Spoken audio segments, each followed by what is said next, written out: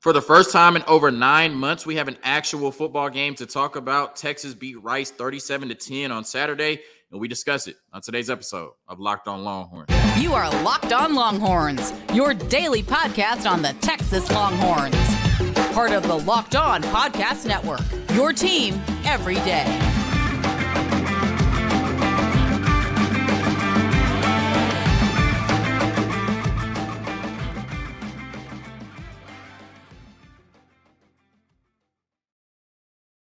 Locked On Longhorns, the show. Jonathan Davis, your host. Today's episode of Locked On Longhorns is brought to you by FanDuel Sportsbook, the official sportsbook of Locked On. Make every moment more. Visit FanDuel.com/Locked On today to get started. And on today's episode of Locked On Longhorns, I'm discussing 10 things that I liked, from the Texas game against Rice on Saturday. On tomorrow's episode, or Tuesday's episode, we'll talk about the concerns and some things that need to be cleaned up before we head to Tuscaloosa to play Alabama. And in the last segment, giving you an update, your Big 12 roundup, an update on all the teams in the Big 12 not named Texas from your least favorite conference. I guess all of that and more on today's episode of Locked On Longhorns, part of the Locked On Podcast Network, your team every day. Like I said, it's been a long offseason, over 9 months since we talked about the Texas and Washington game, but we actually have the space now to talk about a football game. Texas beating Rice on Saturday by 27 points.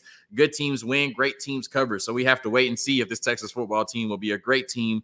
They did not cover against Rice. But before I talk about the 10 things that I liked from their performance on Saturday, I want to share a proud professional moment that happened for me last week. I caught it about a week late, but thankfully I caught it nonetheless. During the basketball season, I never followed the Texas basketball page on Twitter, the men's Texas basketball page on Twitter, but I would see all of their content, right? Because I would go to their page a lot, and I was just following them really closely, especially during the Elite Eight run. But since the offseason, I didn't follow them, right? So the algorithm stopped putting all of their stuff on my timeline. And so I was bored at work last week, and I was like, let me go check out the Texas men's basketball Twitter page and see what content they posted. And I'm scrolling through, and I find a hype video on Rodney Terry that was posted on the 23rd. I'm looking at this on the 31st.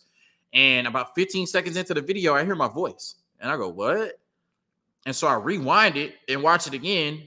And 15 seconds in again, I hear my voice. And I realized that the University of Texas and the Texas men's basketball team, their official content creators, right, cut audio from Locked On Longhorns from my podcast and put it on their official content on their Instagram, Twitter, and wherever else they put it, right? So it pays to talk nice about Rodney Terry on the podcast. But it was just a super cool moment to hear my voice in official University of Texas content, for audio to be cut from my podcast to be put into official, Texas basketball content. I was just over the moon. My family and friends were really excited. I put it on Instagram and Twitter and got a lot of love. So like I said, just a proud professional moment for me. And I'm thankful for all of the support, right? I don't know if that would be possible without all of the support I've gotten. And hopefully my voice is in more content in the future. But that was just a super cool moment for me, and wanted to share it with everybody that supports me on the show. All right, now we'll talk about the football game. I had to talk about me for a little bit. 10 things I liked on Saturday. The first thing is the defensive line play was amazing. And I think when you play a team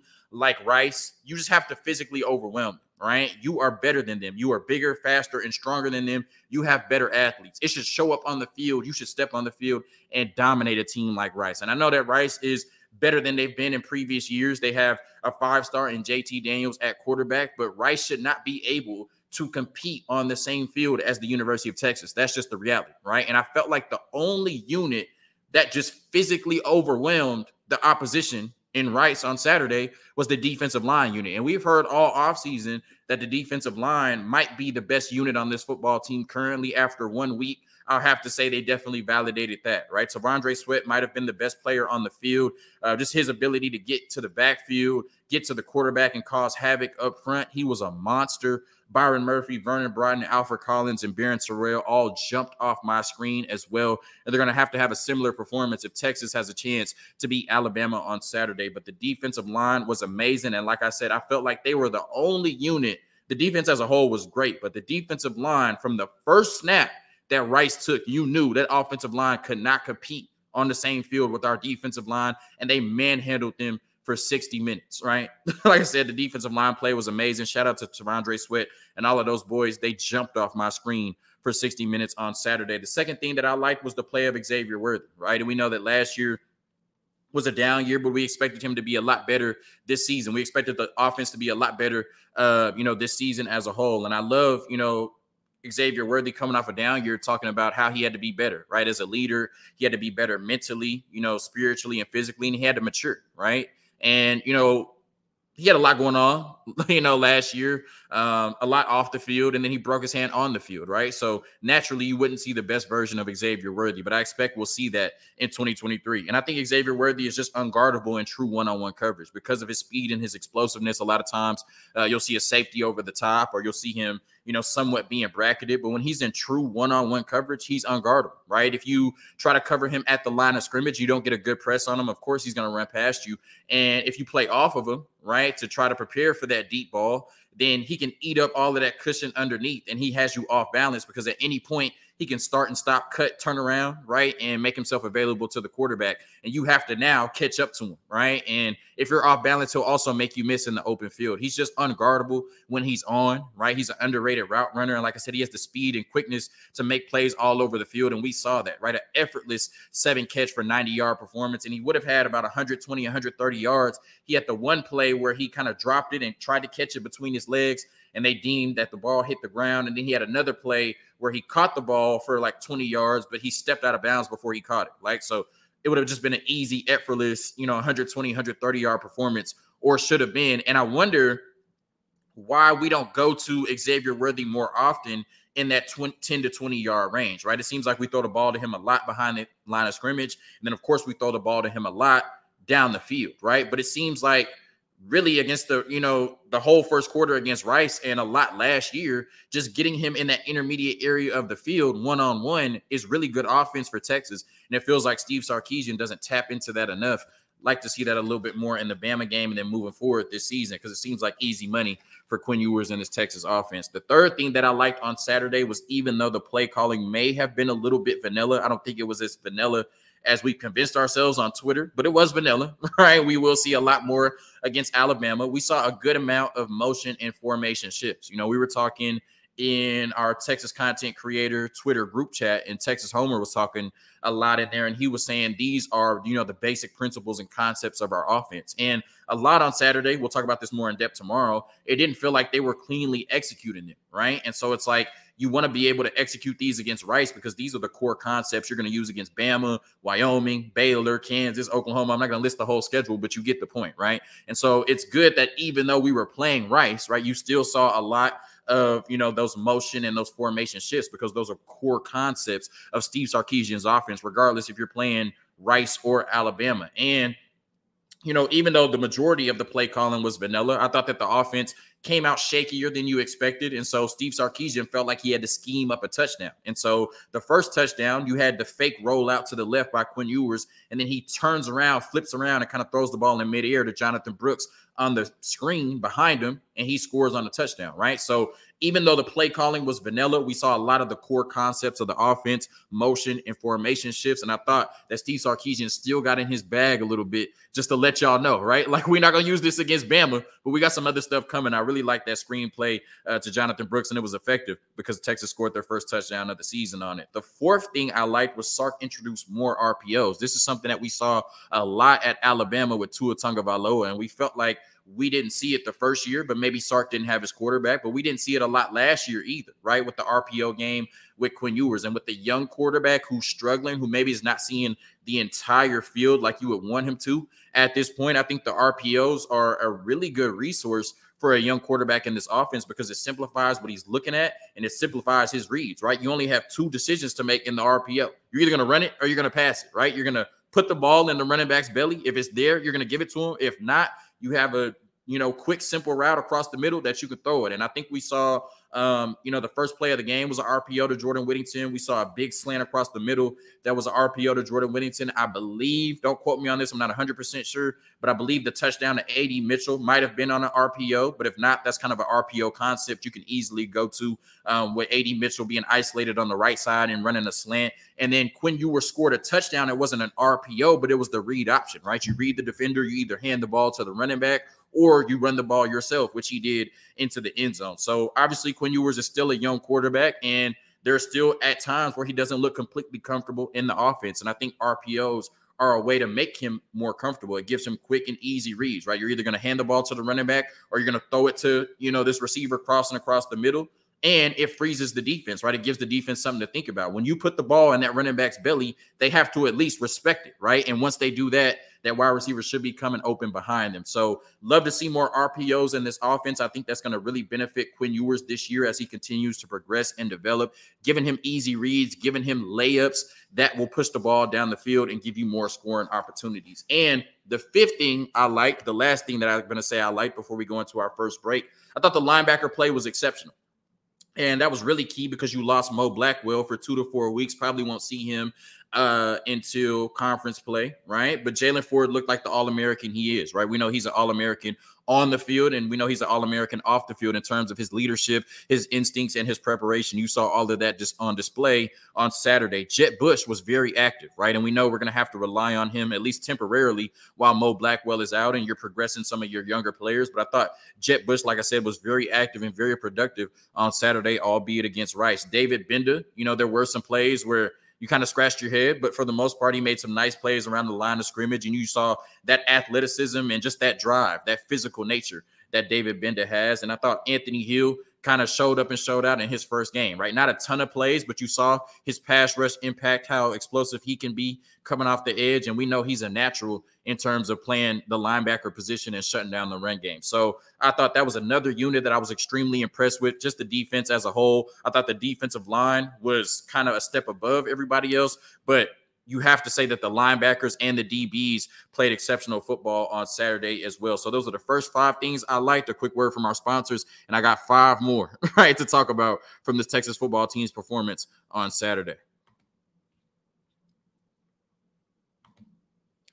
Get ready for the NFL season with incredible offers from FanDuel, America's #1 sportsbook. Right now, new customers can bet $5 and get $200 in bonus bets guaranteed. Plus, all customers who bet $5 will get $100 off NFL Sunday Ticket from YouTube and YouTube TV. Now is the best time to join FanDuel. The app is easy to use and can be used on everything from spreads to player props and more. So visit FanDuel.com/lockedon and kick off the NFL season with an offer you won't want to miss. FanDuel, the official partner of the National Football League.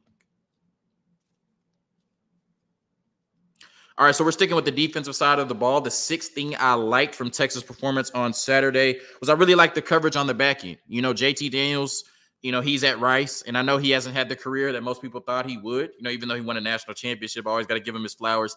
National champion, JT Daniels, even though he was on the bench for it, right? But he's still a really good football player, right? They have Christian McCaffrey's brother, and I think Luke McCaffrey, and he looked, somewhat explosive on Saturday, right? This is a decent Rice offense, and you got to go out there and play who's on your schedule, right? And I thought that the coverage was really good on the back end. They made, the Rice offense that I thought would show us something in the passing game look pretty pedestrian. Now, of course, with the play of the defensive line, right, they didn't have much time to complete anything in the passing game, but when they did get the ball off and try to attack our corners downfield, there wasn't a lot there. And I thought that our corners showed up and showed out in coverage, especially Malik Muhammad and Terrence Brooks, 2 young corners who haven't had a lot of experience for this Texas football team. Malik Muhammad, of course, didn't have any. And then Terrence Brooks kind of had, some spots towards the end of the season as a true freshman, but not a ton. He doesn't have a ton of experience. And I thought when they were both targeted, they made some really good plays, deflecting the ball and not allowing catches in coverage. So shout out to those 2 young corners, but then Ryan Watts and Jahdae Barron, they more than held their own as well. Austin Jordan had an interception. They just rotated so many players on defense, Jalen Gilbo, and I felt like they all did a really good job against that Rice offense. The 7th thing I liked was Jonathan Brooks and Jaden Blue were very productive in the run game. It didn't feel like we could get the run game going early. Cedric Baxter got the start against Rice. I almost said something crazy. Cedric Baxter got the start against Rice, and I know that was surprising to a lot of people. A lot of people felt like Jonathan Brooks was up next, and for the most part, based on what I saw on Saturday, I still think that Jonathan Brooks should be the starting running back for this football team. Now, Cedric Baxter did have the longest run of the day, going for 32 yards on the run that he hurt himself on. But on his other 4 carries, he only went for 6 yards. And it just didn't look like he was running behind his blockers well. Maybe they weren't blocking well for Cedric Baxter. And he was still running really high, right? Didn't look like he was getting low and underneath his pads. And those are things you have to learn as a college running back. Those are things you can get away with when you're the best player on the field in high school, but not so much in college, right? So, hopefully, I'm knocking on wood. Hopefully, Cedric Baxter is okay and he's able to play against Bama. I think that'll be a big loss if he's not. But I thought that Jonathan Brooks and Jaden Blue were very productive in the run game.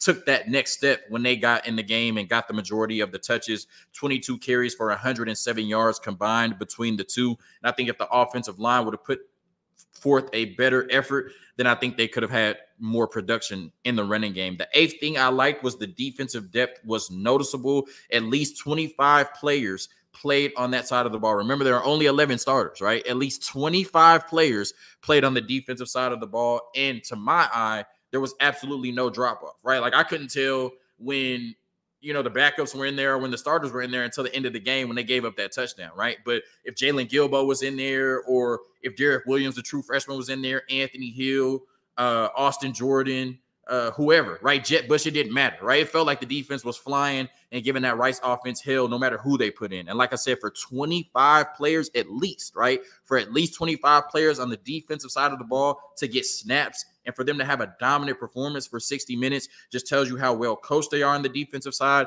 the talent they have on the defensive side, and the depth they have on the defensive side. And like I said, they're going to need all of it on Saturday against Alabama and Jalen Milroe. The ninth thing I liked about the Texas football performance on Saturday was they forced 3 turnovers, right? We heard in the offseason that that's something that they wanted to focus on, right? Last year, they felt like they got a lot of pressures, but didn't get a lot of sacks. And they felt like they were around the ball a lot, but didn't get a ton of turnovers, right? And so we saw that in this game. Don't know how many sacks they got, but they definitely got to JT Daniels and got a lot of pressure on him. Like I said, that's something that's going to have to continue on Saturday against Jalen Milroe and not allowing him to rush for 200 yards, which I'm afraid he'll do. But also you forced 3 turnovers, right? Jalen Ford had 4 interceptions last year, and he started off early with the interception against Rice. And then Austin Jordan was just in the right place at the right time when JT Daniels made a crazy mistake for a 6th-year player and just threw the ball in the air. And thankfully, Austin Jordan caught it. And then Jet Bush, like I said, he was all over the field.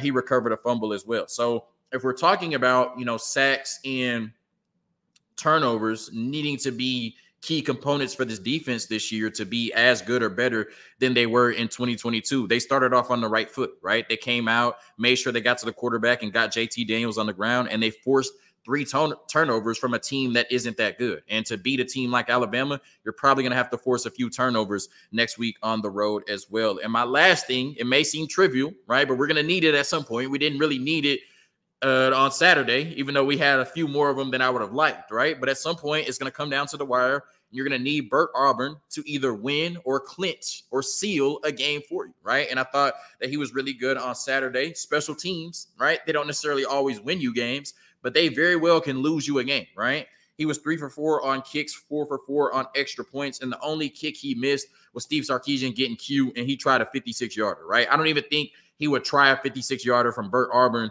unless it was to win a game, right? Like if it was to clinch a game or anything like that, he might just punt it, right? I don't know if Burt Auburn has 56-yard range. There are kickers in the NFL that don't have 56-yard range, but outside of that kick, he was perfect. And like I said, you're not going to blow out everybody that you played this year, right? If anything, the Rice game on Saturday should have evidenced that when we were in a dogfight with Rice for the whole first half, right? So you're going to need Burt Auburn to come in clutch and probably win some games for you this year, if not steal some games for you this year. And he looked really good on Saturday. Like I said, going 3 for 4 on kicks outside of the 56-yarder and 4 for 4 on extra points. So tomorrow I will have some concerns. I know it wasn't all Kool-Aid. I know Texas wasn't the most impressive team in the world against Rice, and we'll talk about that tomorrow.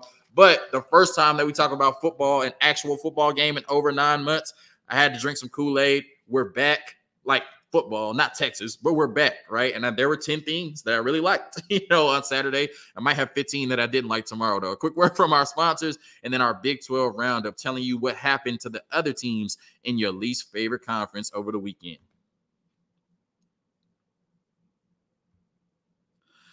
The Athletic Brewing Company has completely changed the non-alcoholic beer game. They make non-alcoholic beers that actually taste good, full flavor and well-crafted, just like a full-strength beer. Their brews are great tasting and award-winning and beat out full-strength beers in global competitions. They brew over 50 styles of craft non-alcoholic beer, including IPAs, golden sours, and more. They're constantly releasing limited edition experimental styles to add to their variety. First-time customers can use code LOCKEDON at athleticbrewing.com to get 15% off your first online order. That's code on at checkout for 15% off at athleticbrewing.com. Near beer, exclusions and conditions apply. Athletic Brewing Company, fit for all times.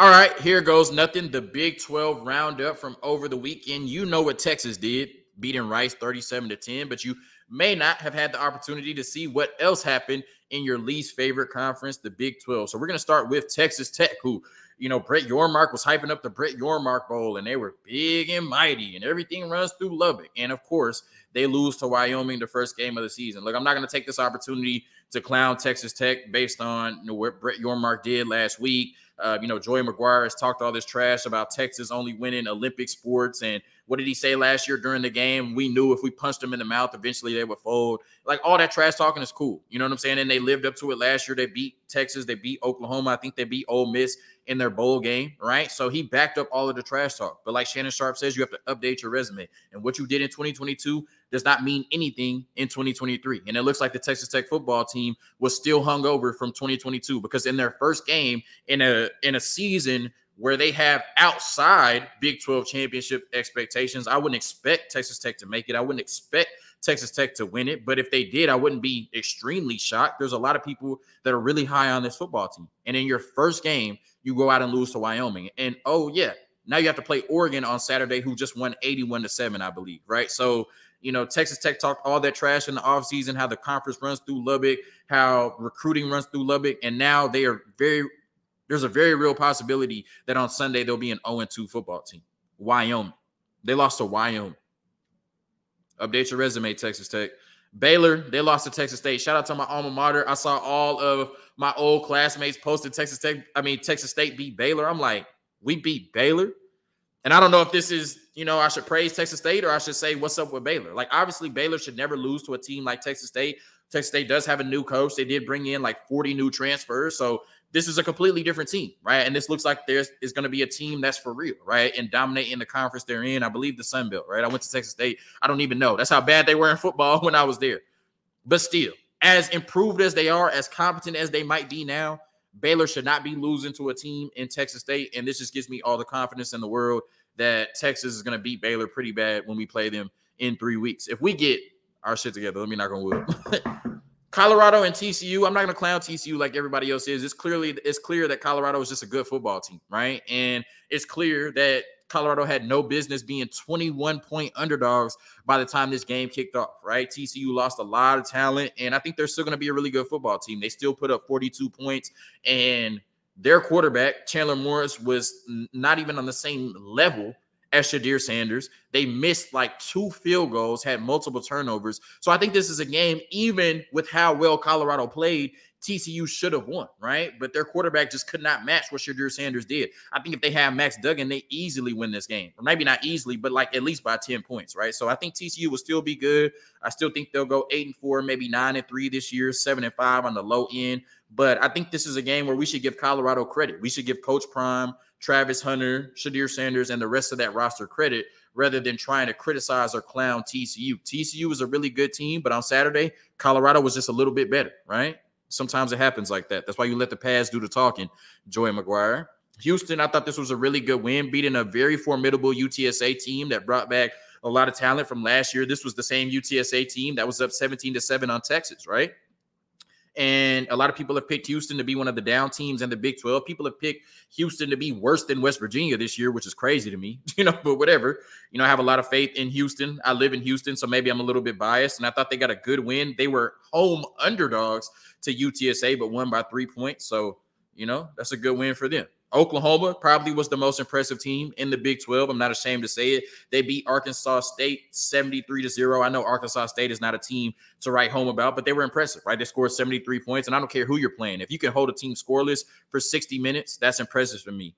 Their backup quarterback, true freshman Jackson Arnold, went 11 for 11 off the bench in his first ever college football game. Like I said, I don't care if it's Arkansas State. That's impressive to me. And then Dylan Gabriel started. He only missed 3 passes as well. They only missed 3 passes the entire game. Oklahoma was very impressive. they have a weak schedule this year, so I believe they'll look pretty impressive until we see them in the Red River Shootout. Cincinnati, new team, they beat Eastern Kentucky 66-13. Kansas State, a lot of people feel like they'll be playing Texas in the Big 12 championship game. Started off 45-0 against Southeast Missouri. Iowa State, 30-9 over Northern Iowa, but the big news was that Hunter Deckers did not play, and I would expect that we will not see him this season based on all of the gambling allegations. Kansas 48 to Missouri State 17. They won handily, but the news there is that Jalen Daniels didn't play. He was dealing with some back spasms all of fall camp, and it was enough to keep him out of their first game. They play on Friday this week, so he'll probably be back on the field. It probably was just precautious, but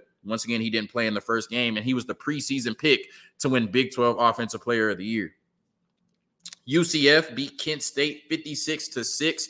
This was one of the first games on Thursday. They look really impressive, and their quarterback plays baseball. So you're just pulling on my heartstrings, right? I'm rooting for him for sure. I didn't write the rest down. I know BYU beat somebody 14-0. Kyle Umlang picked BYU to beat Texas. Not if they can only score 14 points in their non-conference schedule. Oklahoma State won, but they weren't impressive. And then West Virginia just sucks, right? I mean, you know what I'm saying? I hate to be mean. West Virginia just sucks, but they did play a really good Penn State team, and I think they lost by 21. So that is your Big 12 roundup, everything that happened in your least favorite conference that you didn't get enough time to check out. Like I said, Oklahoma was probably the most impressive team in the conference over the weekend, but we know in the long haul, it'll be your favorite football team hoisting that trophy in December if they get their shit together. Thank you for tuning in to another episode of Locked On Longhorns, part of the Locked On Podcast Network, your team every day. Like I said, the Kool-Aid came today. I'll be a little bit more pessimistic tomorrow. Hook 'em.